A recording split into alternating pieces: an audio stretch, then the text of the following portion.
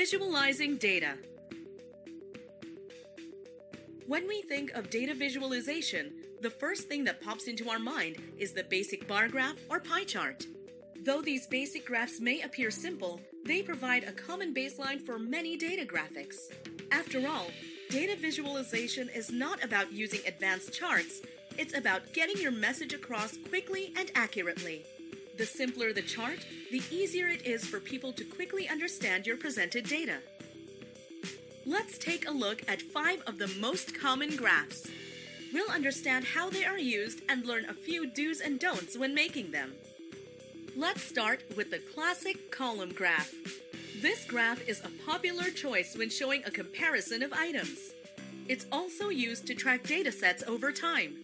In a column graph, the data labels are on the horizontal or x-axis, and the values are on the vertical or y-axis. When creating a column graph, start the y-axis at 0. You don't want to give the wrong impression of your data because of torn or truncated bars. Avoid using colorful bars, especially if they don't add meaning to your data. Use a single color or monochromatic colors for your bars, and add accent colors to highlight important data points. If you have lengthy labels or more than 10 categories, it's better to switch to the bar graph to avoid clutter. By switching the data labels on the y-axis and the measurements on the x-axis, you'll have more room for your labels and categories. A bar graph is basically a column graph in a horizontal orientation. Another commonly used chart is the pie chart. In a pie chart, you get to see parts of a whole on a percentage basis. This means when you sum up all of the separate portions, they should add up to 100%. Avoid using 3D pie charts. Though some people find them more visually pleasing, 3D pie charts tend to distort the proportion of the slices, making them confusing and difficult to read. To keep it simple, compare just a few categories. If the pie slices have roughly the same size, consider using a bar or column graph instead. Now, if you want to compare many different items and present a part-to-whole relationship in one graph, then what you need is a stacked bar graph. This graph combines the elements of the bar graph and the pie chart. You can present totals, trends, and proportions in a single illustration. Now, if you unstack each of the primary bars and place the sub-bars down on the baseline in groups, what you get is a grouped bar chart, or clustered bar chart. We use clustered bar charts if we want to have a more precise understanding of how the secondary categories rank within each primary category level.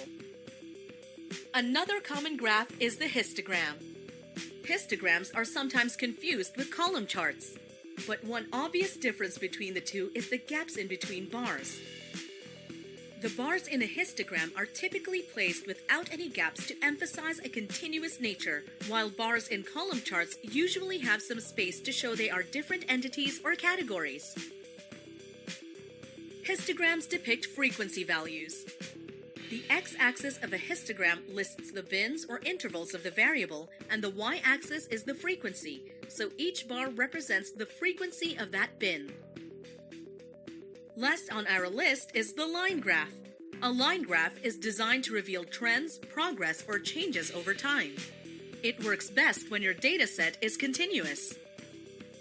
Like a column chart, the data labels on a line graph are on the x-axis, while the measurements are on the y-axis.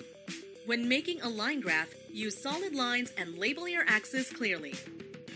To keep your chart clutter-free and easy to read, remove visual distractions like grids and bulky legends. You can plot lines of different colors to compare multiple trends, but avoid plotting more than 4 lines. There you have it, 5 of the most common graphs used in data visualization. So how do you pick the right graph or chart for your data?